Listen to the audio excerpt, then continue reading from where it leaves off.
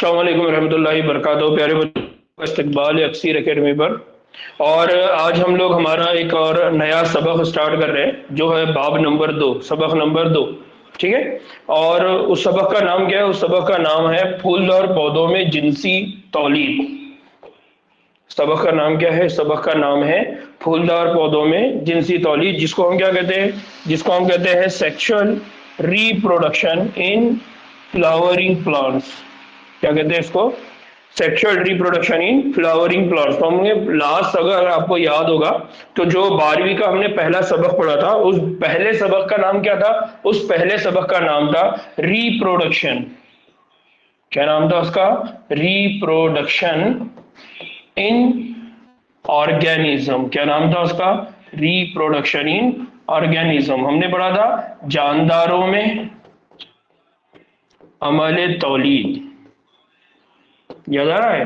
तो हमने उस वक्त ये पढ़ा था कि जानदारों में क्या होता है?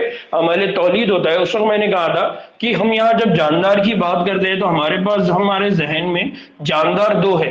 एक जानदार है जिसको हम कहते हैं पौधे, और दूसरे वो जानदार है जिनको हम क्या कहते हैं? जानवर। एक वो है जिसको हम क्या कहते हैं? प्लांट्स कहते हैं, और दूसरा वो होता है जिनको हम क्या कहते हैं? एनिमल्स। ठीक है। तो हमने कहा था कि जब हमने ये पहला सबक पढ़ा था रिप्रोडक्शन इन ऑर्गेनिज्म, जानदारों में अमले तौलीद, वहां पर हमने बहुत बुनियादी बातें सीखी थी, बहुत ही बुनियादी चीजें सीखी थी कि पौधे अगर हो गए तो पौधों में तौलीद का अमल कैसा होगा, जानवर अगर हो गए तो जानवर में तौलीद का अमल कैसा होगा। तो अब हम पहले पौधों में पढ़ने वाले हैं, और इसके बाद हम किस में पढ़ेंगे? एनिमल्स में, यानी जानदारों में या जानवरों में पढ़ेंगे। और स्पेशली जब हम एनिमल्स की बात करते हैं तो एनिमल्स में हम जो पढ़ेंगे, एनिमल्स में हम किसको पढ़ेंगे? एनिमल्स में हम पढ़ेंगे इंसानों में, इंसानों में अमले तौलीद, कि इंसानों में किस तरह से अमले तौलीद होता है। तो आज हम जो बेसिक और सबसे बुनियादी सबक जिसकी हम शुरुआत करने जा रहे हैं वो है बाब नंबर 2, जिसको कहा जाता है फूलदार पौधों में जिनसी तौलीद।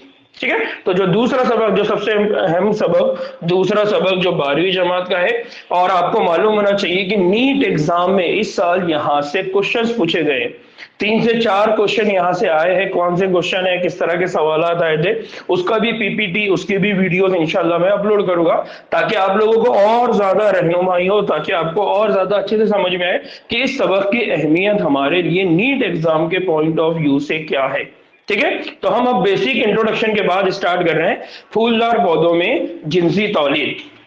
ना, अगर आपको याद होगा तो जब हमने पहला सबक पढ़ा था, उस पहले सबक के अंदर हमने बहुत सारी बेसिक चीजें पढ़े थे। ठीक है। अब एक और है कि जब आप सबक नंबर 3 पढ़ेंगे, आप एक सबक पढ़ेंगे जो है सबक नंबर 3, तो आपका जो 11वीं जमात है, आपकी जो 11वीं जमात है, उस 11वीं जमात का जो सबक नंबर 3 है, ठीक है, उस सबक नंबर 3 के अंदर आप पढ़ेंगे कि जो प्लांट्स होते हैं, यानी जो पौधे होते हैं, उन पौधों को, जो प्लांट्स होते हैं, उन प्लांट्स को, उन पौधों को दो बड़ी बड़ी कैटेगरी में, दो बड़ी बड़ी किस्मों में क्या करा जाता है? तकसीम किया जाता है। एक वो होते हैं जिनको कहा जाता है फूलदार पौधे, और दूसरा जो ग्रुप होता है वो होता है गैर फूलदार पौधे। इंग्लिश में इनको क्या कहा जाएगा? इंग्लिश में इनको कहा जाता है फ्लावरिंग प्लांट्स, और इनको कहा जाएगा नॉन फ्लावरिंग प्लांट्स, यानी ऐसे पौधे जिनके ऊपर क्या आते हैं? फूल, और ऐसे पौधे जिनके ऊपर फूल नहीं आते हैं। इस तरह से दो बड़ी कैटेगरी होती है। फिर जो फूलदार पौधे हैं, उन फूलदार पौधों के अंदर भी बहुत सारे अलग अलग किस्में हैं, और वैसे ही जो गैर फूलदार पौधे हैं उनमें भी किस्में हैं। तो अब हमारा जो असल सबक है वो सबक इससे रिलेटेड है, यानी किससे रिलेटेड है? फूलदार पौधों से मुतालिक है, फ्लावरिंग प्लांट से मुतालिक है। इसलिए अगर जब हमने सबक का नाम पढ़ा, तो सबक का नाम हमने क्या पढ़ा? सबक का नाम हमने पढ़ा sexual reproduction in flowering plants, या हमने पढ़ा फूलदार पौधों में जिनसी तौलीद का अमल। इसका मतलब यह है कि हम जिस सबक को पढ़ने वाले हैं वो सबक बेसिकली जिससे ताल्लुक रखता है वो किससे रखता है? फूलदार पौधों से ताल्लुक रखता है, फ्लावरिंग प्लांट से ताल्लुक रखता है। जाके कुर्सी लेकर आ जाओ। दो कुर्सियां बाजू से ला लो जल्दी से, सामने होंगी नहीं तो आजू बाजू होंगी कुर्सियां, ले लो। ठीक है, तो फ्लावरिंग प्लांट से रिलेटेड हम बात करने वाले हैं ना। एक और बात को समझ लीजिए कि जब हम फूल बोलते हैं तो अगर आपको याद होगा जब हमने बहुत बुनियादी लेवल पे ये बात कहे थे कि जानदारों के अंदर जब हमारे तौलीद होता है और खुसूसियत के साथ जब फूलदार पौधों में होता है, तो हमने ये कहा था कि जब जब पौधों के ऊपर फूल आते हैं तो पौधों के ऊपर फूल आने का मतलब ये होता है कि वो फूल अब रिप्रोडक्शन के लिए, अब तौलीद के लिए क्या हो चुका है, तैयार हो चुका है। यानी अब वो बालिग हो चुका है, अब उससे नए बच्चे क्या होंगे, पैदा होने वाले हैं। तो इस तरह से हमने लास्ट सबक में, लास्ट चैप्टर में ये बात कहे थे और वहां पर हमने कहा था कि जो एक फूल होता है उस फूल का मतलब ये होता है कि वो जो पौधा है वो अपनी बुलूगत की उम्र को क्या हो गया, पहुंच चुका है, अब वो मैच्योर हो चुका है, अब वो पुख्ता हो चुका है, अब उससे आगे बच्चे पैदा होने वाले हैं। इस तरह से हमने उस पौधे के साख्त में बात किए थे। तो इसका मतलब ये होता है कि जब भी फ्लावर आता है, जब भी फूल आता है, तो वो जो पौधा होता है अब वो किस कंडीशन में चला गया, वो अपनी तौलीदी पुख्तगी की तरफ क्या हो गया है, बढ़ गया है। फिर अब एक जब फूल बनता है तो उस फूल के अंदर कौन कौन सी साख्तें होती है, तो फूल के अंदर जो साख्तें होती हैं उन साख्तों के अंदर चार बड़ी साख्तें हैं। हम उनको वन बाय वन देखेंगे, लेकिन यहां पर मैं उनको और आसानी से आपके सामने रख रहा हूं कि एक जो साख्त होती है उसको कहा जाता है कैलिक्स। एक साख्त जो होती है उसको क्या कहा जाता है, कैलिक्स। दूसरी जो साख्त होती है उसको कहा जाता है कोरोला। क्या कहा जाता है उसको, कोरोला। और तीसरी जो साख्त होती है उसको कहा जाता है गायनोशियम। क्या कहा जाता है, गायनोशियम। और चौथी जो साख्त होती है उसको क्या कहा जाता है, एंड्रोशियम। क्या कहा जाता है, एंड्रोशियम। तो जब भी आपने किसी फूल को लिया होगा तो उस फूल के अंदर आपको ये चार साख्तें दिखेंगी। अब ये चार साख्तें है क्या, किस तरह से ये तौलीदी अमल में हिस्सा लेंगी, मैं उसको आपके सामने एक्सप्लेन करूंगा। बस यहां पर इस फूल की साख्त को आपको याद रखना है कि कोई भी अगर फूल होगा तो उस फूल के अंदर आपको ये चार साख्तें देखने को मिलेगी, ये चार स्ट्रक्चर देखने को मिलेगी, उसको हम कहेंगे फूल। एक क्या रहेगा, कैलिक्स। दूसरा क्या रहेगा, कोरोला। तीसरा क्या रहेगा, गायनोशियम। चौथा क्या रहेगा, एंड्रोशियम। कैलिक्स क्या है, कोरोला क्या है, गायनोशियम क्या है, एंड्रोशियम क्या है, इनको उर्दू में क्या बोला जाता है हम इसको आगे देखने वाले हैं। ठीक, लिख लीजिए फर्स्ट।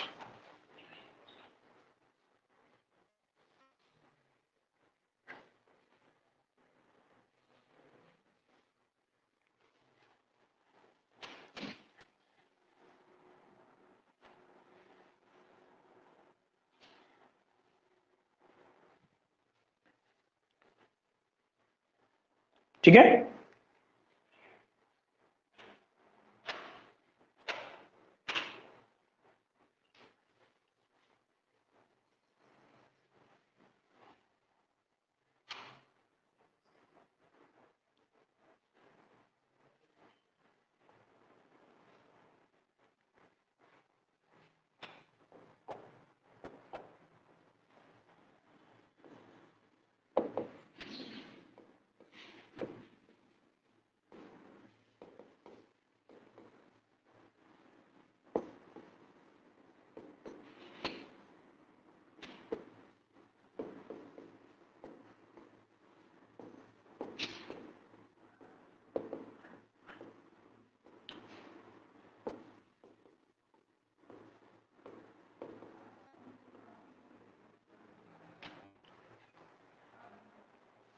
चलिए हो गया क्या,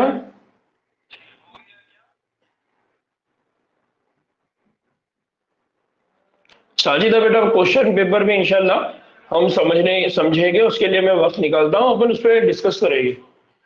लेक्चर के अलावा टाइमिंग में हम उसके ऊपर डिस्कशन करेंगे। ठीक, हो गया, हो गया मौलाना। ठीक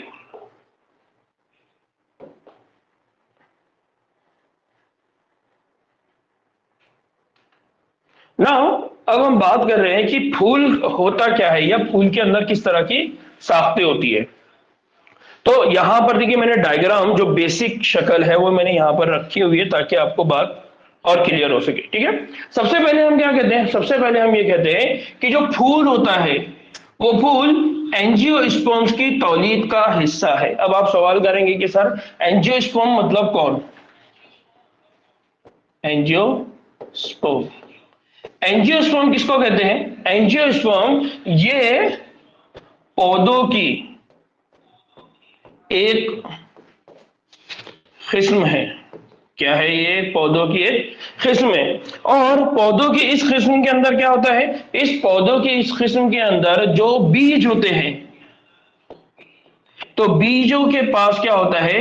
बीज के पास गिलाफ होता है। बीज के पास क्या होता है?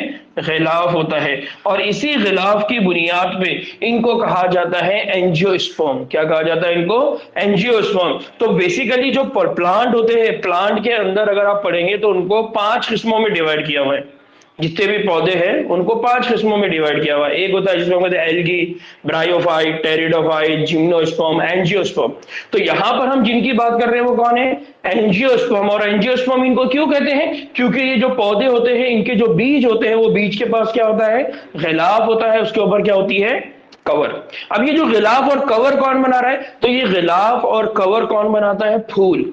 इसका मतलब ये होता है कि ये जो पौधे होते हैं इनके जो तौलीदी आज़ा होते हैं वो फूल की शक्ल में क्या करे जाते हैं? हिफाजत से रखे जाते हैं। इसलिए इनको क्या कहा जाता है? एंजियोस्पर्म। याद रहेगा। दूसरा कि ये जो फूल होता है इस फूल के अंदर होता है एक हिस्सा जिसको कहा जाता है थैलामस। क्या कहते हैं उसको? थैलामस। और इस थैलामस के साथ जुड़े हुए होते हैं 4 दौर या 4 चक्कर। 4 दौर या 4 चक्कर का मतलब यह है कि वो जो फूल है, ये जो फूल है, इस फूल का जो नीचे का हिस्सा है, ये वाला जो नीचे का हिस्सा है, यानी आप ऐसा समझ लीजिए कि ये पेन है और इस पेन के ऊपर ये फूल है, तो ये वाला जो हिस्सा है ये कौन है? थैलामस। और इस थैलामस के आजू बाजू 4 घेरे हैं। ठीक है, वो 4 घेरे कौन है? तो वो 4 घेरों के नाम अभी हमने पढ़ा हुआ है, जिसमें से एक कौन है? कैलिक्स। दूसरा कौन है? करोला। फिर कौन होगा? गायनोशियम। फिर कौन होगा? एंड्रोशियम। तो इस तरह से एक फूल होता है और उस फूल के पास 4 चक्कर है। यानी जो फूल है एंजियोस्पर्म के अंदर वो उसका तौलीदी हिस्सा है, यानी उसके जरिए से आगे की क्या बनेगी? नस्ल बनेगी। आगे के जो उनके बच्चे पैदा होंगे वो बच्चे पैदा करने वाला हिस्सा कौन है? फूल। कौन है? फूल। और कौन से वाले प्लांट्स के अंदर? एंजियोस्पर्म। ठीक, उसका जो सबसे आखिरी का हिस्सा है फूल का वो कौन होता है? थैलामस। कौन होता है? थैलामस। और इस थैलामस के आजू बाजू क्या होते हैं? 4 चक्कर। उसमें सबसे पहला चक्कर जो है उसको क्या कहा जाता है? कैलिक्स। क्या कहा जाता है? कैलिक्स। अब ये जो कैलिक्स है, ये कैलिक्स कौन है? ये जो कैलिक्स है, ये कैलिक्स होता कौन है? तो बेसिकली हम ये कहते हैं कि फूलों का जो सबसे बैरूनी हिस्सा होता है, जो सबसे बाहर का हिस्सा होगा, जो आउटर मोस्ट पार्ट होगा फूल का, वो होगा कैलिक्स। जिस पर क्या जुड़े होते हैं? जिसके ऊपर जुड़े होते हैं सेपल। क्या जुड़े होते हैं? सेपल। तो आपको ये जो साख दिख रही है यहां पर, ये वाली जो साख थे फूल के नीचे, ये ग्रीन कलर की, इसको कहा जाता है सेपल। और इस सेपल वाले पूरे पार्ट्स को क्या कहा जाता है? कैलिक्स। और ये क्या होती है? ये कलियों की, ये क्या करता है? ये कलियों की हालत में फूल की क्या करती है? हिफाजत करती है। तो जब एक फूल को हम पकड़ते हैं उसकी डंडी के नीचे से, तो सबसे आखिर में जो ग्रीन कलर के पत्तों की तरह जो साख हमको दिखाई देती है वो साख बेसिकली कौन होती है? कैलिक्स। और वो उस फूल की क्या करती है? हिफाजत। तो आप देखेंगे कि फूल पहले इस तरह से होता है, जब वो खुलता है तो आखिर में ये जो सबसे आखिर का जो पार्ट है ये कौन वाला पार्ट है? कैलिक्स, जो उसकी क्या कर रहा था? हिफाजत। ठीक। दूसरा पार्ट होता है उसको कहा जाता है करोला। क्या कहा जाता है? करोला। करोला बेसिकली किसको कहते हैं? करोला का मतलब होता है पंखड़िया। तो जो फूल की जो एक एक तोड़ तोड़ के हम फेंकते हैं ना, शादी के दिनों में आपने देखा होगा गुलाब के पूरे पत्तियां फैली होती है, वो बेसिकली वो जो पंखड़ी है वो कौन है?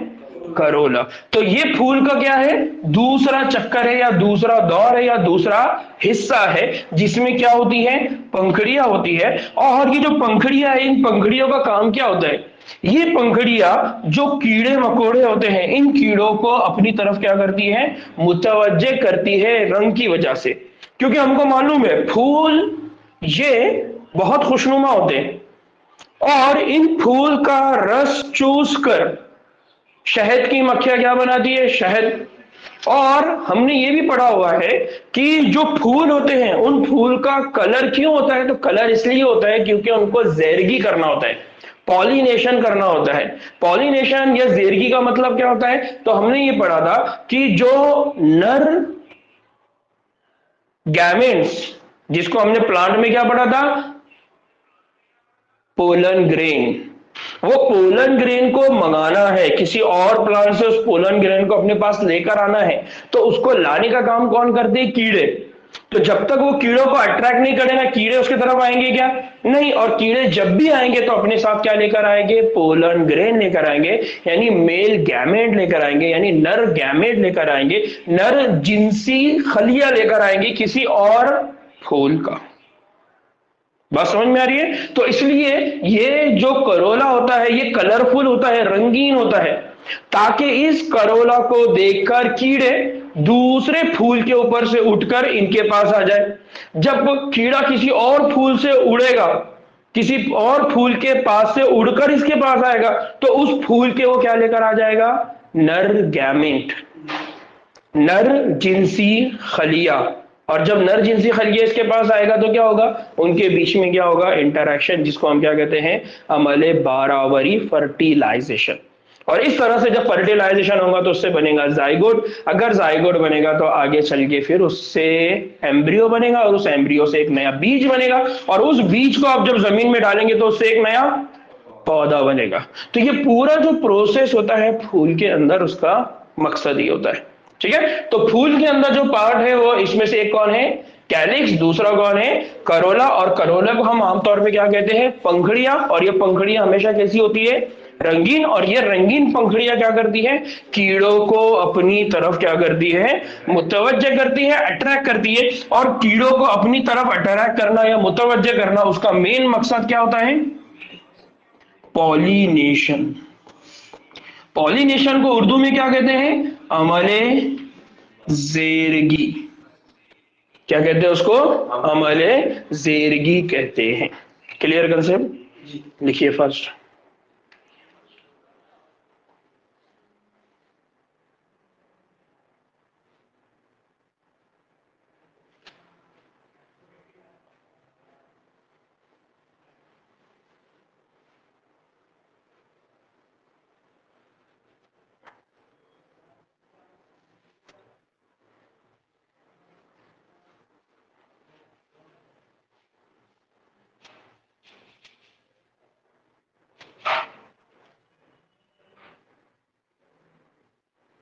ठीक,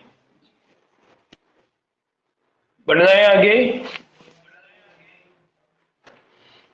साजिदा बेटा, बंद बीज असल में उर्दू में ट्रांसलेट करते हैं उसको बंद बीज। यानी हम दो तरह से बीज कहते हैं, एक बीज वो होता है जो नेक्ड होता है और जो क्लोज्ड होता है, यानी बंद होता है। तो बीज के पास अगर गलाफ होगा तो बीज अंदर क्या होगा, बंद होगा। ठीक, तो एंजियोस्पर्म जो होते हैं वो बंद बीज वाले होते हैं।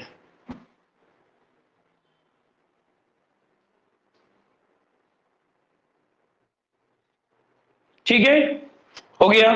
ठीक ना, इसी बात को थोड़ा सा हम इंग्लिश लैंग्वेज में भी देख रहे हैं ताकि हम दोनों भी चीजों को समझते हुए चले। हमने क्या कहा, हमने कहा कि जो सेक्सुअल रिप्रोडक्शन होता है फ्लावरिंग प्लांट्स के अंदर, तो उसमें हमने सबसे पहले कहा कि flower is the reproductive part. Reproductive part का मतलब क्या होता है, तौलीदी अज़ू। क्या होता है ये, तौलीदी अज़ू होता है। किसका होता है, एंजियोस्पर्म का। एंजियोस्पर्म मतलब ऐसे पौधे जिनके जो बीज होते हैं वो क्लोज होते हैं, बंद होते हैं, उनके ऊपर गलाफ होता है। फिर हमने कहा द फ्लावर कंटेन 4 वॉल्स या attach to the thalamus. 4 walls का मतलब क्या होता है, चक्कर होती है, उन चक्कर के या दौर होते हैं, या हम ये कहेंगे कि कुछ साख्ते होती है जो उसको छुपा के रखती है, वो कहां पर होती है, थैलामस। फिर हमने कहा कि उसके अंदर एक पार्ट होता है जिसको हम कहते हैं calyx. Calyx, what is mean by calyx, तो calyx it is an outer most walls of flower contain sepals. इसके पास क्या होते हैं, sepal, and they protect the flower in bud condition. तो जब वो बर्ड कंडीशन में होता है, छोटे से कंडीशन में होता है, कली की शक्ल में जब होता है, तो उसकी हिफाजत करने की जिम्मेदारी किसकी होती है, कैलिक्स। देन हमने कोरोला, कोरोला क्या होता है, तो it is the second world, second चक्कर होता है ऑफ फ्लावर कंटेन पेटल्स। कौन होते हैं, पेटल्स, पेटल्स का मतलब क्या होते हैं, पंखड़ियां, ठीक है। These are colour to attract the insect, जो भी इंसेक्ट्स होते हैं, स्पेशली मैं जिस तरह मैं हनी बी की बात किया, शहद की मक्खी की बात किया, उसको अट्रैक्ट करना होता है, उसको अपनी तरफ क्या करना होता है, मुतवज्जे करना होता है। तो उसके लिए ये जो पेटल होते हैं या जो पंखड़ियां होती है, ये कैसी होती है, कलरफुल होती है, रंगीन होती है। नाउ इसके बाद जो दो और इंपॉर्टेंट पार्ट्स हैं, तो हम ये कहते हैं कि जो फ्लावरिंग प्लांट्स होते हैं और जिनके पास फूल होता है, उन फूल के पास क्या होता है, तो फूल में एक होता है नर और दूसरा होता है मादा। नर और मादा तौलीदी साख्तें इनके पास होती है। नर का मतलब कौन हो गया, नर का मतलब हो गया मेल, और मादा का मतलब कौन हो गया, फीमेल।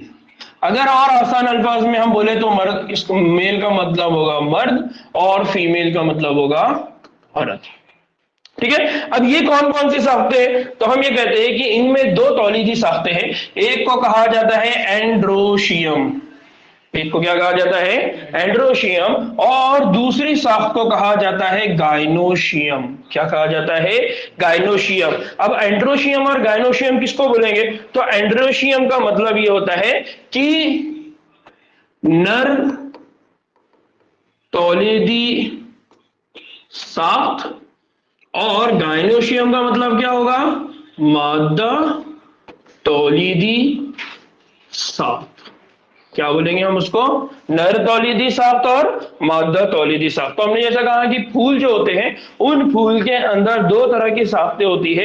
एक साख्त वो होती है जिसको हम कहते हैं एंड्रोशियम, दूसरी साख्त होती है जिसको हम कहते हैं गाइनोशियम। एंड्रोशियम किसको कहते हैं, एंड्रोशियम कहते हैं नर तौलीदी साख्त, और गाइनोशियम कहते हैं मादा तौलीदी साख्त, ठीक है।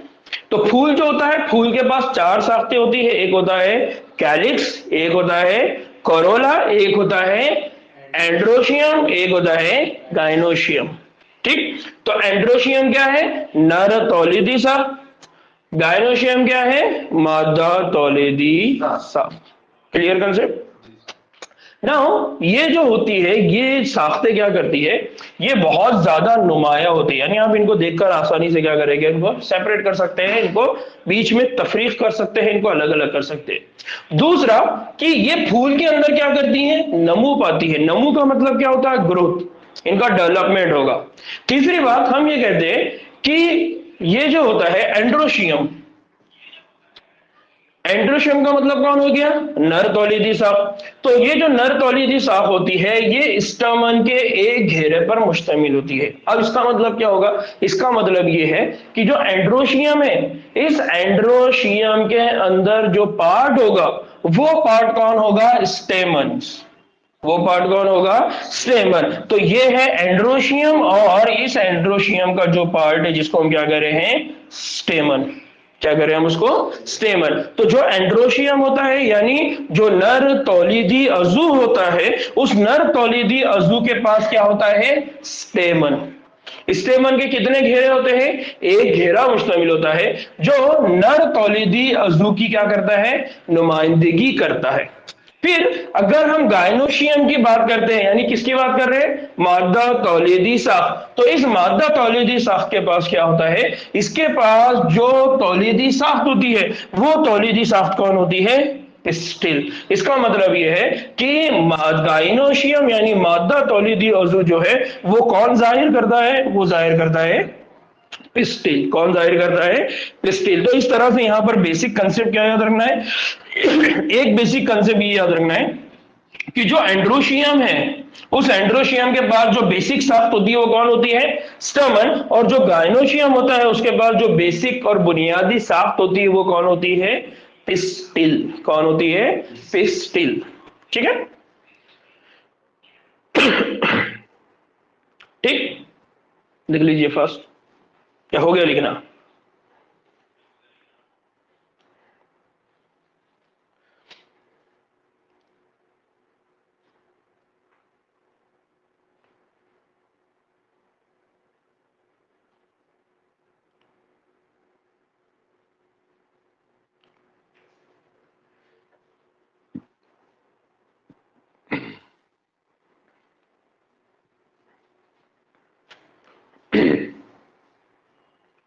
हो गया ना। अब इधर थोड़ा सा ध्यान दीजिए, मैं इसको और थोड़ा एलैबोरेट करता हूं कि ये जो साख्ते मैंने यहां पर ऐड किया हुआ है, ये जो फोटोज मैंने ऐड किया हुआ है, वो इसलिए किया ताकि आपको स्टेमन समझ में आए, ताकि आपको पिस्टिल समझ में आए। स्टेमन, बेसिकली स्टेमन को अगर आप देखेंगे, यानी ये फूल है, इस फूल के अंदर ये वाली जो साख्त है, अगर आप इसको निकाल दें तो वो कौन है? स्टेमन। और इस फूल की ये वाली जो साख्त आपको दिखाई दे रही है यहां से यहां तक, इस वाली साख्त को अगर निकाल दे तो ये कौन है? पिस्टिल। फिर हमने कहा कि ये जो नीचे वाली जो साख्त है, जिसको हमने क्या कहा? थैलामस। तो बेसिकली ये एक टेबल है, उस टेबल के ऊपर ये पार्ट है, एक पार्ट वो है जो गायनोशियम है, और उसको लग के दूसरा पार्ट है जो कौन है? एंड्रोशियम। इन दोनों भी पार्ट्स को जो सहारा देने वाला हिस्सा है, वो सहारा देने वाला हिस्सा कौन है? थैलामस। वो हिस्सा कौन है? थैलामस। तो जो एक फूल होगा, उस फूल के नीचे यानी डंठल पे नीचे का जो पार्ट होगा, वो पार्ट कौन होगा? थैलामस। और उसके ऊपर होगा पिस्टिल, और उसके बाजू से यहां से जो शाफ्ट निकलेंगी, वो शाफ्ट कौन होगी? एंड्रोशियम, जिसको हम क्या कह रहे हैं? स्टेमन। क्या कह रहे हैं इसको? स्टेमन। तो इस तरह से यहां पर एक कंप्लीट फूल होता है, कंप्लीट फ्लावर होता है। नाउ इसी बात को थोड़ा सा मैं इंग्लिश में आपके सामने एक्सप्लेन कर देता हूं। The reproductive structure of flower are androecium and gynoecium. Androecium कौन है? नर तौलीदी ओजो। गायनोशियम कौन है? मादा तौलीदी ओजो। फिर हम ये कहते हैं कि androecium, it is the third whorl of flower contain stamen. इसके पास क्या होता है? Stamen. And these are male reproductive structure, यानी नर तौलीदी अजू। फिर इसी तरह से कहते हैं कि हम it produces microscopic pollen grains, यानी हम जिसको आगे चल के पढ़ेंगे, जिसको हम उर्दू में कहते हैं जरदाना। क्या कहते हैं इसको हम? जरदाना। जैसा ह्यूमन यानी इंसानी अगर मेल की बात करें, तो इंसानी मेल के जिस्म से क्या निकलता है? नुत्फा। क्या निकलता है? नुत्फा, जिसको इंग्लिश में हम क्या कहते हैं? स्पर्म। वैसे ही जो मेल प्लांट होते हैं, उन मेल प्लांट के जिस्म से या उनके बॉडी से जो नर तौलीदी खलिया निकलता है, उसको क्या कहा जाता है? Pollen grain. और उसी को उर्दू में क्या कहते हैं हम? जरदाना। क्या कहते हैं उसको? जरदाना। That contain male gametes. उसके पास क्या होते हैं? मेल गैमेट्स होते हैं। फिर इसी तरह से हम कह रहे हैं कि what is mean by gynoecium? तो gynoecium it is the fourth whorl, यानी जो चौथा चक्कर है फ्लावर का, contain pistil, and this pistil is called as gynoecium, या हम उसको क्या कहते हैं? फीमेल रिप्रोडक्टिव ऑर्गन, या उसको हम क्या कहते हैं? मादा तौलीदी साख्त।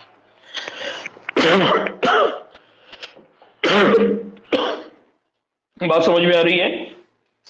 ठीक, बढ़ना है आगे। नाउ उसके बाद हम ये कहते हैं कि अगर हम ये कहें कि एक मेल तौलीदी अजू कैसा होगा, तो एक मेल तौलीदी अजू के लिए मिसाली कैसा होगा, तो हम ये कहते हैं कि जो मिसाली स्टोमन होता है, यानी मेल तौलीदी अजू होता है, तो उसका साख्त कैसी होती है, उसका स्ट्रक्चर कैसा होता है, वो दिखाई कैसा देता है, उसके अंदर कौन कौन सी साख्तें होती है। तो सबसे पहले हम ये कह रहे हैं कि जब हम ये कहते हैं कि एक मिसाली स्टेमन, उसके अंदर दो हिस्से दिखाई देते हैं। कौन से दो हिस्से दिखाई देंगे? एक हिस्सा जो होता है वो एक लंबा और सतवा डंठल है। कैसा होता है? लंबा और सतवा, यानी सर्कुलर डंठल है, जिसका नाम होता है फिलामेंट। क्या नाम है उसका? फिलामेंट। तो जो स्टमन होगा, यानी जो नर तौलीदी अजू होगा, उस नर तौलीदी अजू का जो पार्ट होगा, जिसको हम आमतौर पे क्या करें? स्टमन, उस स्टमन के अंदर कितनी साख्तें होंगी? दो। पहली जो साख्त होंगी वो कौन होगी? फिलामेंट। और फिलामेंट आपको कैसा दिखाई देगा? फिलामेंट आपको दिखाई देगा लंबा, और दूसरा वो कैसा दिखाई देगा? सतवा। ठीक है।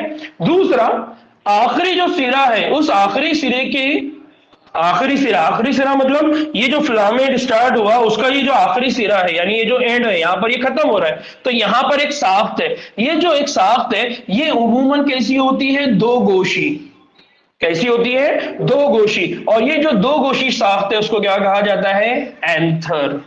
क्या कहा जाता है इस साख्त को? क्या कहा जाता है उस साख्त को? एंथर। तो जो स्टमन होता है, उस स्टमन के अंदर दो पार्ट होते हैं, दो हिस्से होते हैं। एक हिस्सा क्या होता है? फिलामेंट, और दूसरा हिस्सा क्या होता है? एंथर। फिलामेंट कैसा होता है? तो लंबा सतवा, और एंथर जो होता है ये कैसा होता है? दो गोशी। कैसा होता है ये? दो गोशी। ठीक है।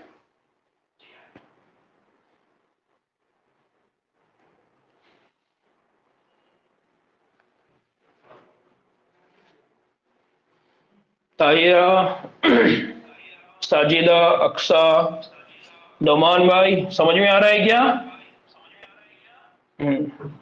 अलविया बाजी, ठीक, समझ में आ रहा है मौलाना? ठीक। नाउ अब यहां पर एक और बेसिक चीज याद रखना है, जिसको मैंने अभी पहले आपके सामने एक्सप्लेन किया। वो क्या है? थैलामस। यहां पर थैलामस की दोबारा और डेफिनेशन आ गई। क्या? कि इस डंठल, यानी ये जो डंठल वाला हिस्सा है, यानी लकड़ी की तरह जो साफ्त है, इस डंठल का जो करीबी सिरा है उसको कहा जाता है थैलामस। क्या कहा है उसको? थैलामस। या फूल के पेटल, यानी फूल की जो पंखड़ियां है, उस पंखड़ियों से जो जुड़ा हुआ हिस्सा होता है, उस हिस्से को क्या कहा जाता है? थैलामस। तो मैंने कहा था कि आखिरी जो हिस्सा होता है, जहां पर कौन अटैच होगा? जहां पर अटैच होगा स्टमन, और जहां पर अटैच होगा पिस्टिल। तो वो जो बेस है, वो जो बुनियाद है, वो बुनियाद कौन होती है? थैलामस। कौन होता है? थैलामस। फिर मुख्तलिफ अनवा मतलब, अनवा मतलब किस्में, अलग अलग जो किस्में हैं ना। फूल है तो फूल के अंदर एक गुलाब का फूल है, चमेली का फूल है, कमल का फूल है। ये अलग अलग फूलों की क्या हो गई? किस्में। तो इन किस्मों की बात हो रही है। तो मुख्तलिफ अनवा के जो फूल है, उन फूलों में जो स्टमन है, उस स्टमन की जो लंबाई और उस स्टमन की जो तादाद है, वो कैसी होती है? मुख्तलिफ होती है। यानी कैसी होती है? डिफरेंट होती है। किसी के अंदर दो हो गए, किसी के अंदर चार हो गए, किसी के अंदर पांच हो गए, किसी के अंदर 10 होंगे। किसी की हाइट 1 फीट होगी, किसी की हाइट 2 फीट होगी, किसी की हाइट, मतलब फीट बोलने का मकसद ये है कि आपको समझ में आए कि उनकी जो लंबाई है वो कैसी है? अलग अलग। और उनके जो तादाद है, उनके जो नंबर है, वो भी कैसे होंगे? अलग अलग। फिर अगर हम ये करते हैं कि 10 फूल ले, यानी अलग अलग 10 फूल ले ले, मुख्तलिफ अनवा के एक एक फूल ले ले, तो उसके अंदर हमको एक एक स्टमन अगर हम इकट्ठा करते हैं, तो उसकी जो लेंथ है, उसके जो नंबर है, हमको कैसे दिखाई देंगे? अलग अलग दिखाई देंगे। बात समझ में आई? तो ये एक फूल है, और इस फूल के अंदर हमने जो साख्तें पड़ी हुई है, उन साख्तों में कौन कौन सी साख्तें हमने पढ़ा हुआ है? उस साख्तों के अंदर हमने पढ़ा हुआ है पिस्टिल, और उसके अंदर क्या पढ़ा है? स्टेमन। तो अभी हमने बात किसकी की है? स्टेमन, जिसके अंदर क्या होता है? एंथर और फिलामेंट होता है। बात क्लियर हुई यहां तक? ठीक है। नाउ इसी को थोड़ा सा इंग्लिश में हम कह रहे तो क्या कहते हैं? तो it has cylinder, cylinder stalk called as a filament. Cylinder का मतलब क्या होता है? पतला। सिलेंडर का मतलब क्या होता है? ये पतला। एक सिलेंड्रिकल होता है, जो हमारा घर का सिलेंडर होता है ना, गोल खोखला, वो होता है सी से, सी वाई। और ये कौन सा है? S L E N. S L N D R का मतलब क्या था? पतला। तो ये कैसा होता है? स्टॉक। स्टॉक का मतलब होता है डंठल। तो ये पतला डंठल होता है, जिसको हम क्या कहते हैं? Filament. At the tip it contain bilobe structure. ये दो गोशी है। दो गोशी का मतलब क्या होता है? Bilobe. दो गोशी का मतलब क्या हो गया? Bye lobe. बाय का मतलब क्या होता है? B I bi. B I bi का मतलब होता है दो। और दूसरा जो बाय होता है, वो टाटा वाला बाय। तो ये जो बाय है, ये कौन सा वाला बाय है? दो वाला ही, नंबर वाला। ठीक है, याद रहेगा।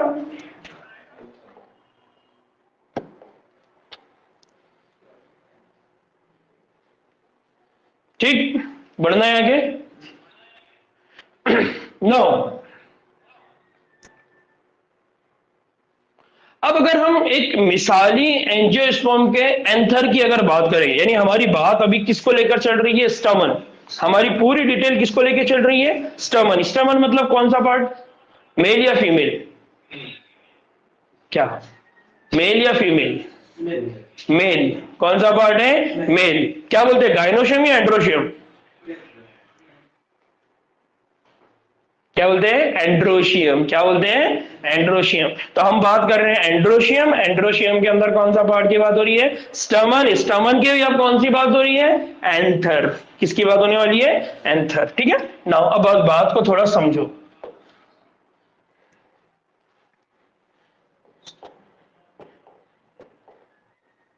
नाउ हम ये कहते हैं कि जो एक मिसाली एंजियोस्पर्म है, एंजियोस्पर्म मतलब ऐसे फूल जिनके जो बीज होते हैं उसके ऊपर क्या होता है? गिलाफ। ठीक है। तो वो जो पौधे हो गए जो फूल देते हैं, उन पौधों को हम क्या कहते हैं? एंजियोस्पर्म। क्या कहते हैं उनको हम? एंजियोस्पर्म। तो उनकी बात हो रही है। तो एक मिसाली एंजियोस्पर्म के एंथर की अगर बात करते हैं तो वो एंजियोस्पर्म का जो एंथर होता है वो कैसा होता है? दो गोशी, यानी वो कैसा होता है? बायलोब्ड। कैसा होता है? बायलोब। बायलोब का मतलब क्या होगा? दो गोशी का मतलब क्या होगा? गोशा हम किसको कहते हैं? गोशा पर्दा वाला गोशा अलग हो गया। अब ये जो गोशी है इसका मतलब क्या है? देखो इधर बच्चियों ने सही जवाब दिए। हाँ, गोशे का मतलब क्या होता है? गोशा। गोशा किसको बोलते हैं? अरे उर्दू का वर्ड है ना गोशी। जो खाने होते हैं ना, खाने, चैम्बर, खाने जो होते हैं, है ना, उन खानों को बोला जाता है गोशी। तो यहां पर इसका मतलब क्या हो गया कि ये जो एंथर है अगर आप इसको खोलेंगे तो ये किस तरह से खोलेंगे? जैसे दो डब्बे हैं, दो डब्बे उनको जोड़ के रखे वाला है, दो खाने उनको जोड़ के रखा हुआ है, इसलिए उसको वो लफ्ज दिया गया है दो गोशी। फिर और हर गोशे में दो थीका। क्या होता है? दो थीका। दो थीका का मतलब क्या होता है? दो थीका का मतलब ये होता है यानी डायथीकस। कैसे होते हैं वो? डायथीकस होते हैं। डायथीकस का मतलब क्या होता है? उनका जो थीका है मतलब बाहर की जो कवर है, जो लेयर है, उसके लिए लफ्ज यूज किया जाता है थीका। तो बेसिकली याद रखना है कि जो एंजियोस्पर्म है उनके अंदर जो एंथर होता है वो कैसा होता है? दो गोशी। फिर हर गोशी की अगर बात करें यानी हर डब्बे की अगर बात करें तो हर डब्बा कैसा होता है? दो थीका, दो गिलाफ से ढका हुआ होता है। और दो गिलाफ से ढका होने की वजह से उसको क्या बोला जाता है? डायथीकस। तो अब ये जो बाय हमने पढ़ा था ना, बाय, बी आई बाय, इसी को दूसरा लफ्ज क्या बोला जाता है? डाय। इन दोनों का मतलब क्या है? दो। याद रहेगा। तो डायथीकस का मतलब क्या हो गया? दो गिलाफ वाला। ठीक। नाउ अक्सर एक अमूदी खांचा अर्जी अंदाज से थीका को बांट देता है। आप ये देख रहे हैं इसके अंदर इस तरह से दिख रहा है आपको? क्या है?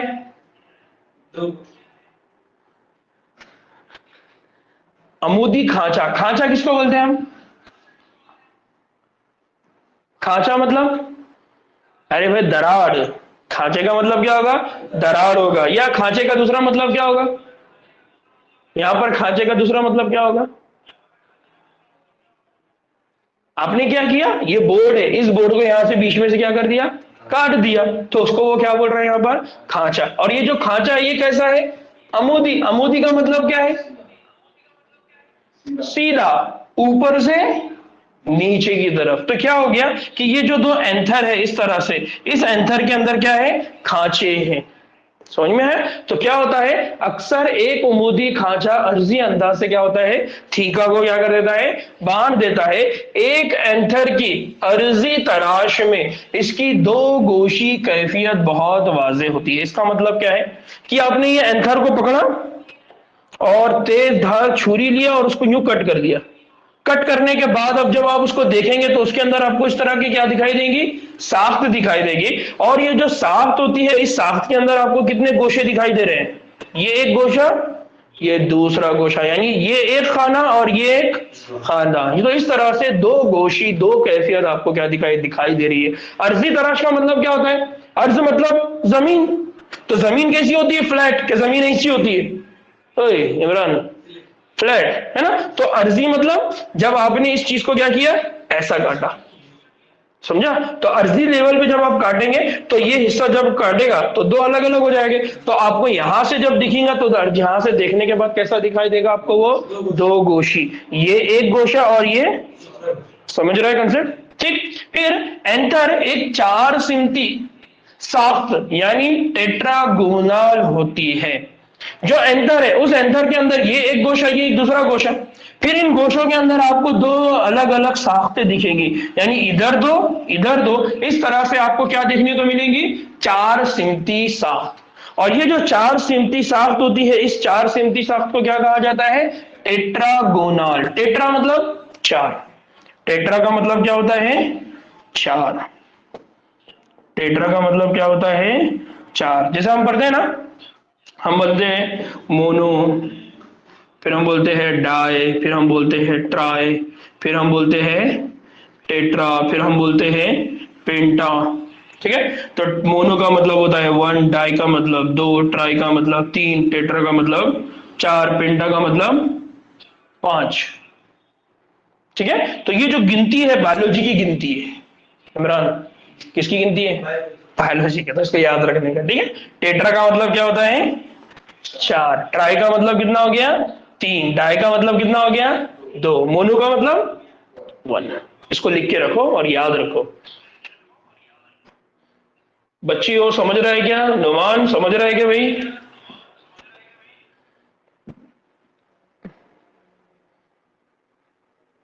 ठीक, नेटवर्क का प्रॉब्लम आ रहा होगा तो रिकॉर्डिंग अवेलेबल रहने वाली है, घर पे बैठ के आराम से एक बार फिर देखना।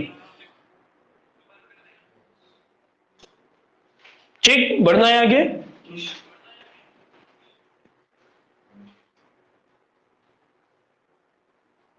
नो, फिर हम क्या कहते हैं कि ये जो साख्तें हैं जो कैसी है, चार गोशी है, चार गोना होगी। अब तो पहले मतलब दो गोशी, फिर उन दो गोशी के भी अंदर चार खाने, चार खानों की वजह से उसको क्या बोल रहे हैं, टेट्रागोनल।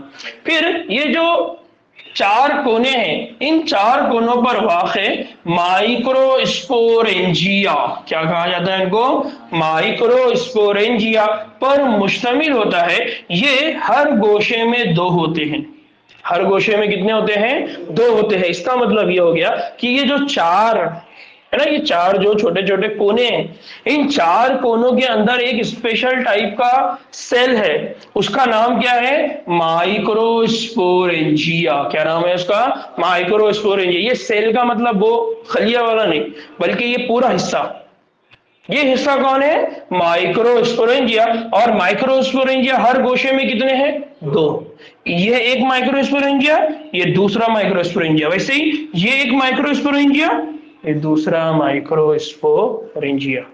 एक कोना, दूसरा कोना, तीसरा कोना, चौथा कोना, फिर इन कोनों के अंदर कौन है, माइक्रोस्पोरेंजिया। और माइक्रोस्पोरेंजिया भी कितने हो गए फिर, चार। समझो सलमान, पक्का? ठीक, तो हमने क्या पढ़ा, फूल, फूल के अंदर कितनी शाखें हो गई, चार। कौन कौन सी, calyx, corolla, androecium, gynoecium. Androecium में कितनी शाखें हो गई, एक, जिसको कहा जाता है स्टेमन।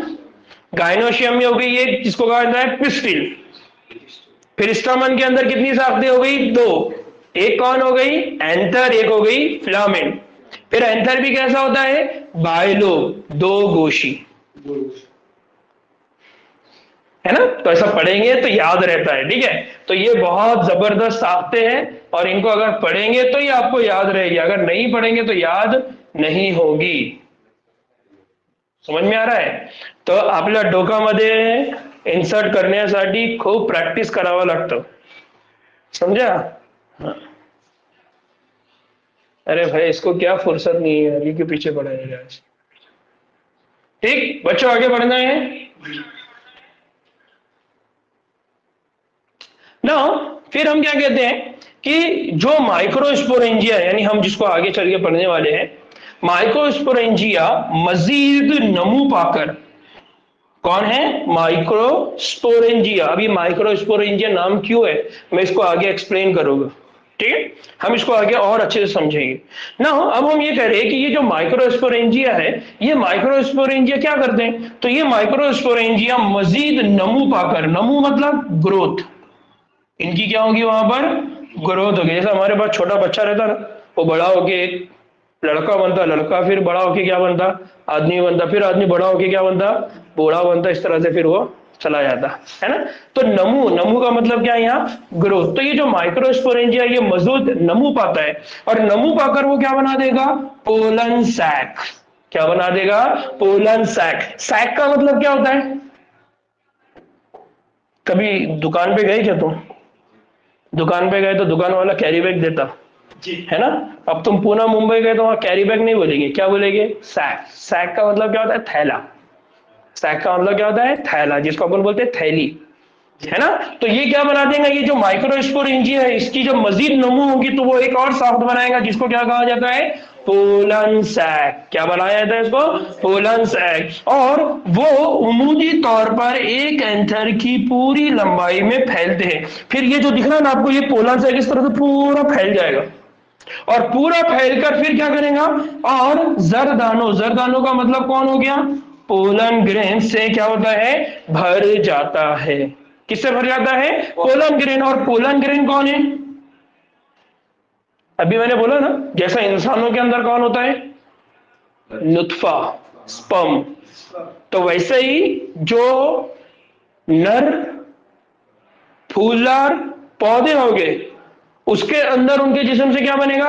पोलन ग्रेन, जिसको हम क्या कहते थे? जरदाने।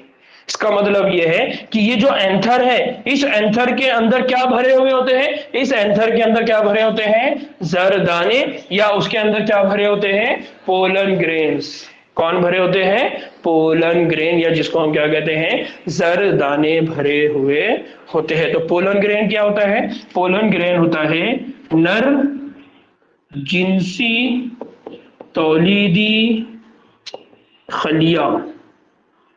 क्या कहा जाता है इसको? नर जिनसी तौलीदी खलिया। याद रहेगा? क्या याद रहेगा? क्या? Pollen grain. कौन है पोलन ग्रेन? नर जिनसी तौलीदी खलिया, है ना। तो जो फूल के मर्द है, फूल के मर्द, उनके जिस्म से क्या बनता है? Pollen grain. जैसे इंसानों के मर्द से क्या बनता है? नुत्फा, स्पर्म। वैसे ही प्लांट के अंदर जो फूल है, उस फूल का जो मर्द है, उस मर्द से क्या बनेगा? Pollen grain. याद रहेगा? इसको लिखो ऐसे। दो थीका का मतलब दो गिलाफ। थीका मतलब गिलाफ, उसको क्या बोला जाता है? थीका।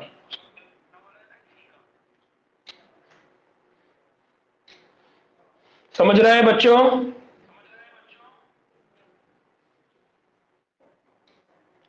ठीक। नो, इसको इंग्लिश में हम किस तरह से डिफाइन करते हैं, इंग्लिश में हम इसको किस तरह से समझते हैं, इसको मैं एक बार एक्सप्लेन कर देता हूं। कि हम ये कहते हैं कि जनरली एंथर्स आर बाइलोब, यानी बाइलोब का मतलब क्या हो गया? दो गोशी। दैट कंटेन्स टू थीका, उनके पास क्या होती है? दो थीका होती है। Hence it is called as dithecous and separated by longitudinal groove. ये जो थीका होती है ये लॉन्जिट्यूडिनल मतलब उमूदी तौर पे, उमूदी मतलब सर से लेकर पांव तक एक अगर आप लाइन खींचेंगे तो उसके जरिए उसको क्या किया जाता है? सेपरेट किया जाता है। उसको कहा जाता है लॉन्जिट्यूडिनल ग्रुव। क्या कहा जाता है? ग्रुव। गुरु का मतलब क्या होता है? खांचा। ठीक है। नाउ द टीएस, टीएस का मतलब क्या होता है? ट्रांसवर्स सेक्शन, यानी अर्जी तराश। Transverse section anther consist of four sided microsporangia, two in each lobe. एक लोब के अंदर कितनी रहेंगी? दो। एक लोब के अंदर कितनी रहेंगी? दो। इस तरह से टोटल लोब कितनी है? दो। दो लोब है तो दो लोब के अंदर कितनी होंगी? दो। इस तरह से टोटल कितनी हो जाएगी? चार। समझ में है? देन हम ये कहते हैं कि जो माइक्रोस्पोरेंजिया है, माइक्रोस्पोरेंजिया डेवलप्स टू पोलन सैक्स। किसमें तब्दील हो जाएगा वो? Pollen sac. पोलन सैक का मतलब क्या लिखाया था मैंने? थैली, थैला या थैली। और ये जो पोलन सैक है इसके अंदर क्या होगा? This pollen sac, inside this pollen sac there is grain which is called as pollen grain are present. तो ये जो पूरे थैले है ना, जरा थैला हमारे घर में थैला, थैले के अंदर क्या रहता है? अनाज। वैसे ही ये पौधा है, इस पौधे के अंदर जो एंथर है, इस एंथर के अंदर क्या भरा हुआ है? Pollen grain. पोलन ग्रेन का मतलब कौन है? जरदाने। और उन जरदानों को हम अगर हम आम लैंग्वेज में, हमारी आम उर्दू जबान में अगर बोलना चाहे तो हम क्या बोल सकते हैं इसको? क्या बोलते हैं हम उसको? नर जिनसी तौलीदी। याद रहेगा, लिख लीजिए फास्ट। हो गया? समझ रहे क्या इमरान?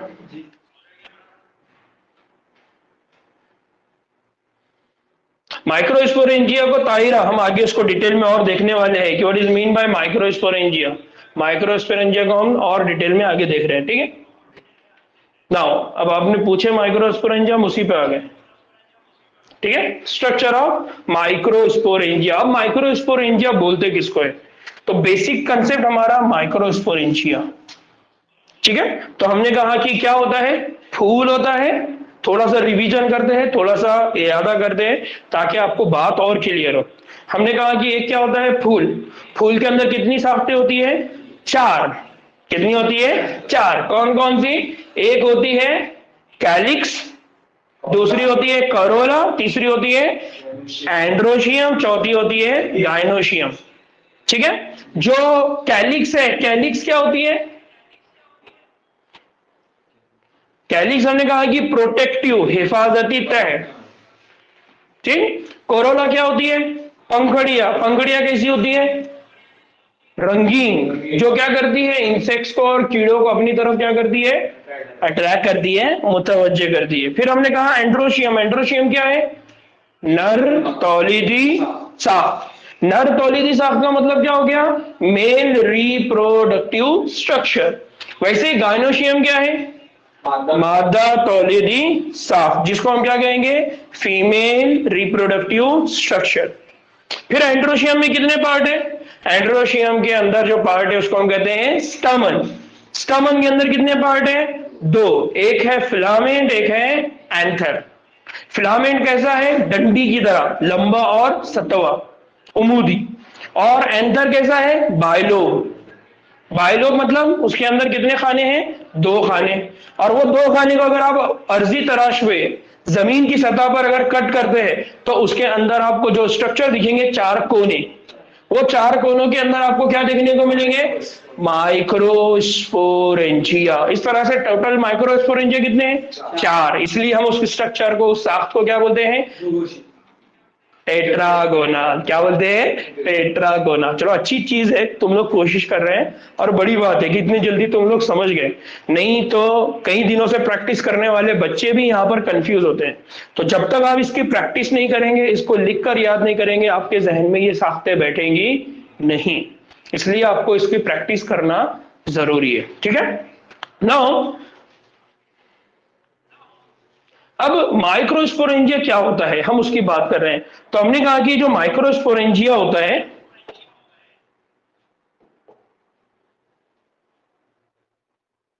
ठीक है, जो माइक्रोस्पोरेंजिया होता है। अब माइक्रोस्पोरेंजिया एक बेसिक साख्त है, बहुत ही छोटी सी साख्त है। इसको अगर आप समझ जाते हैं तो आपको बहुत बड़ी बात समझ में आ जाएगी। और इसके बाद हम पढ़ेंगे पोलन ग्रेन, ठीक है। यानी हम आखिर में जो पहुंच जाएंगे वो कहां पर पहुंच जाएंगे? Pollen grain. पोलन ग्रेन का मतलब क्या है? जरदाना। जरदाने का मतलब यह है कि वो, हाँ, नर तौलीदी खलिया। खलिया कौन सा है? नर तौलीदी खलिया। वहां तक हम पहुंच जाएंगे। और अगर हमने नर तौलीदी खलिया पढ़ लिया, इसका मतलब हमको आगे के सारे स्ट्रक्चर और आसानी से क्या हो जाएंगे? समझ में आ जाएंगे, ठीक है। नाउ अब हम बात कर रहे हैं कि जो माइक्रोस्पोरेंजिया है, सलमान समझ रहा क्या? इधर से उधर गाड़ी हिल रही है, ठीक है ना। हाँ, थोड़ा सा मुश्किल जाएगा लेकिन हमने को समझने की पूरी कोशिश करना है।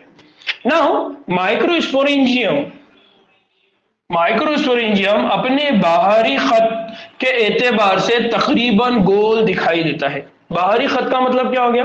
वो जो बाहर बाउंड्री है ना, जो बाउंड्री होगी, खत का मतलब क्या हो गया? बाउंड्री। उस बाउंड्री के हिसाब से वो कैसा दिखाई देगा? गोल दिखाई देगा। यानी आप अगर उसको देखेंगे तो ये कैसा दिखाई दे रहा है आपको? गोल दिखाई दे रहा है। ये उमूमन 4 तहों की दीवार से घिरा होता है। कितनी तह की दीवार है? 4 तहों की दीवार। अब ये 4 तह कौन कौन सी है? तो इस 4 तह में एक होता है एपिडर्मिस। एक तह कौन सी होती है? एपिडर्मिस। एक तह है जो कौन सी है? एपिडर्मिस। दूसरी है जिसको कहा जाता है एंडोथेसियम। क्या कहा जाता है? एंडोथेसियम। तीसरा जिसको कहा जाता है दरमियानी तह। क्या कहा जाता है इसको? दरमियानी तह, यानी इसको क्या बोल रहे हैं? Middle layer. क्या बोल रहे हैं इसको? दरमियानी तह, या हम उसको क्या करें? Middle layer. और जो चौथी शाफ्ट होती है, ये सबसे अंदर वाली, उसको कहा जाता है टैपेटम। क्या कहा जाता है इसको? टैपेटम। तो यहां पर कितनी शाफ्टें? 4। तो एक जो एंजियोस्पर्म है, कौन सा? माइक्रोस्पोरेंजियम। इस माइक्रोस्पोरेंजियम के अंदर 4 दीवारें हैं, 4 तह है, 4 शाफ्ट है। एक शाफ्ट कौन है? एपिडर्मिस। दूसरी कौन है? एंडोथेसियम। तीसरी कौन है? Middle layer. और चौथी कौन है? टैपेटम। क्या हो गया ये वाला? हाँ, हम इसको आगे देखने वाले, ठीक है। तो हम ये कह रहे हैं कि यहां पर 4 तह है। ये 4 तह में एक है एपिडर्मिस जो सबसे बाहर है, उसके बाद है इंडोथेसियम जो दूसरी है, फिर बीच में जो है वो कौन होगी? Middle layer. और सबसे अंदर की जो है वो कौन है? टैपेटम। कौन है? टैपेटम ना। एक और बात समझ लीजिए। क्या बात है? कि जो दीवार है, दीवार की बाहर 3 तह हिफाजत का काम करती है। मतलब ये जो 3 तह है, ये 3 तह का काम क्या होता है? हिफाजत, प्रोटेक्शन। क्या होता है इसका काम? प्रोटेक्शन। उसका काम होता है हिफाजत। फिर ये हिफाजत किस वक्त करती है? तो एंथर के फटने और जरदाने के निकलने में ये क्या करती है? मदद करती है। क्यों? क्योंकि हमने पढ़ा हुआ है कि जो एंथर है ना, बायलोब, दो गोशी जो साफ्ट है, उसके अंदर क्या बनते हैं? जरदाने, पोलन ग्रेन बनेंगे। तो उसकी क्या करना होगी? हिफाजत करना होगी, उसको बचा के रखना होगा। तो इसलिए हम ये कह रहे हैं कि ये एक तो बाहर की जो 3 लेयर है वो क्या करती है? हिफाजत करती है। और जब एंथर फटता है तो एंथर की फटने में, यानी एंथर के बर्स्ट होने में कौन हेल्प करेगा? ये 3 तय। फिर चौथी बात कि जरदानी के निकलने में, यानी एक एक जरदाना, पोलन ग्रेन क्या होगा? वहां से बाहर निकलेगा। जैसा क्लास छुट गई तो क्लास छुटने के बाद कौन खड़ा हो जाता है? प्यून या हमारे मास्टर खड़े हो जाते हैं और वो एक एक बच्चे को क्या करते हैं? बाहर छोड़ते हैं। तो पोलन ग्रेन जब डेवलप हो जाएगा, जब मैच्योर हो जाएगा, तो उस पोलन ग्रेन को बाहर छोड़ने का हेल्प कौन करेगा? कौन करेगा? एपिडर्मिस, दूसरा एंडोथेसियम, तीसरा मिडल लेयर, दरमियानी तह। ये तीनों तह मिलके वो काम करेगी। फिर सबसे अंदर की जो तह है, सबसे अंदर की तह कौन हो गई? टैपेटम। ये जो टैपेटम है, ये नमू पजीर जरदानों को क्या करती है? ग़िज़ा पहुंचाती है। इसका मतलब जो टैपेटम है, इस टैपेटम का जो काम है वो क्या है? ग़िज़ा। देखिए अल्लाह ताला कहां कहां पर ग़िज़ा किसको किसको पहुंचाता है। ग़िज़ा पहुंचाने का काम कौन करता है? टैपेटम। फिर टैपेटम के जो खलिए हैं, टैपेटम के जो सेल हैं, वो क्या करते हैं? उनका जो साइटोप्लाज्म होता है, वो साइटोप्लाज्म गाढ़ा होता है। ये जो टैपेटम होते हैं, इस टैपेटम का ये जो साइटोप्लाज्म है, वो साइटोप्लाज्म कैसा होता है? गाढ़ा। गाढ़ा का मतलब क्या होता है? जैसे शहद है ना, शहद कैसा है? गाढ़ा। दूध कैसा है? पतला। पानी कैसा है? उससे भी पतला है। तो शहद बहुत फास्ट बहता है क्या? नहीं। पानी को अगर आप गिराएंगे तो पानी फास्ट जलाएगा। तो गाढ़ा होने का मतलब ये है कि वो कैसा है? चिपचिपा।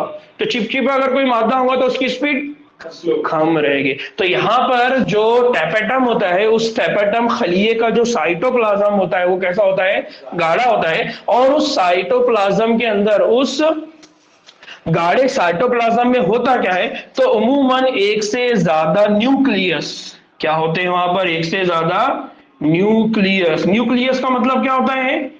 मरकजा। क्या होता है? एक से ज्यादा न्यूक्लियस होता है, एक से ज्यादा क्या होता है? मरकजा। अब मरकजा होने से होगा क्या?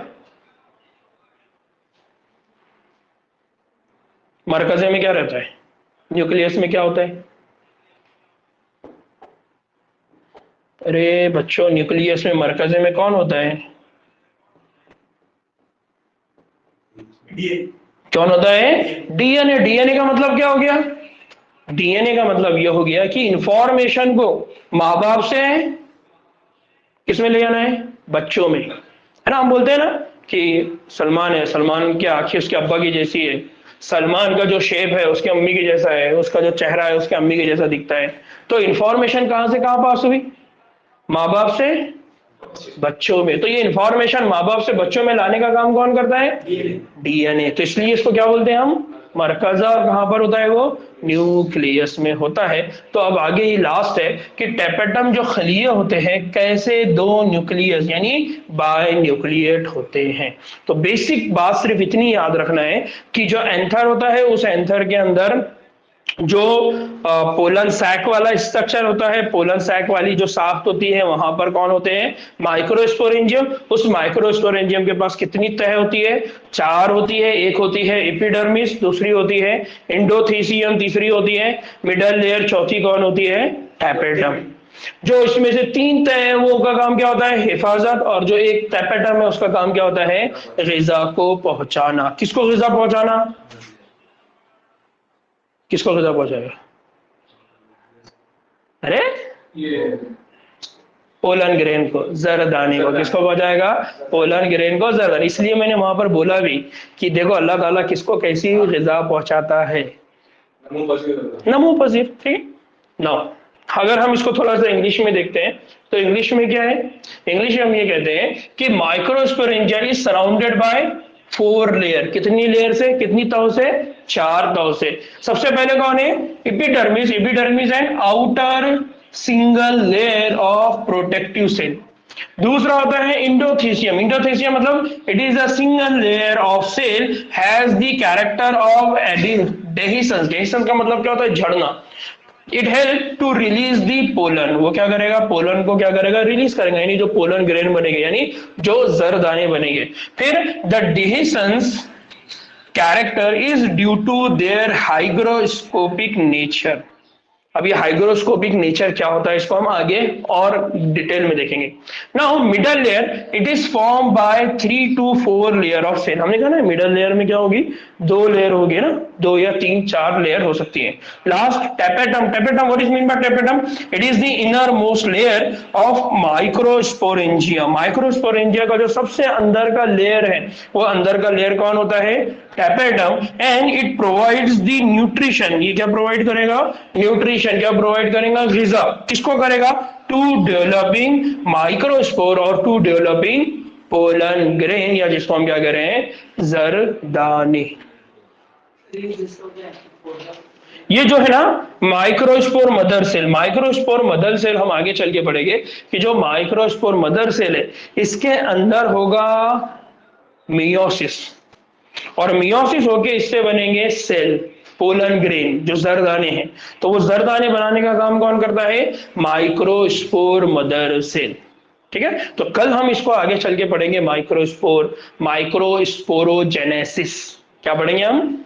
माइक्रोस्पोरोजेनेसिस यानी माइक्रोस्पोर बनाने का अमल। ठीक, यहां तक बात समझ में आई? तो घर पे जाके इसको अच्छे से डिटेल में स्टडी करिए। यहाँ जो जो भी डाउट है कल लेकर आइए, उसके ऊपर हम क्या करेंगे? डिस्कशन करेंगे। मैं व्हाट्सएप के ऊपर इसके पूरी सॉफ्ट कॉपी के नोट्स वहां पर अपलोड कर दूंगा। घर बैठ के अच्छे से नोट्स बनाना है। जो सॉफ्ट कॉपी जो आपको मैंने नोट्स जेरॉक्स करके दिए थे उसको घर पे बैठ के अच्छे से पढ़ना है। ठीक, चलिए। ऑनलाइन वालों किसी को कोई डाउट है क्या? कोई है ऐसा जिसको बात नहीं समझ में आई? ठीक, ठीक है। चलिए चलिए, कल फिर इंशाल्लाह बात होगी। और अब हमारा जो लेक्चर है वो 2 घंटे हो जाएगा। 1 घंटा हम 11वीं का पढ़ेंगे, 1 घंटा हम 12वीं का सबक पढ़ेंगे। ठीक है। तो अब इंशाल्लाह आने वाले 2 दिन के बाद हमारा जो सबक है वो 2 घंटे का हो जाएगा। 1 घंटा हम 11वीं का सबक पढ़ेंगे, 1 घंटा हम 12वीं का सबक पढ़ेंगे। ठीक, चलिए दुआ में याद रखिए। अस्सलाम वालेकुम रहमतुल्लाहि व बरकातहू।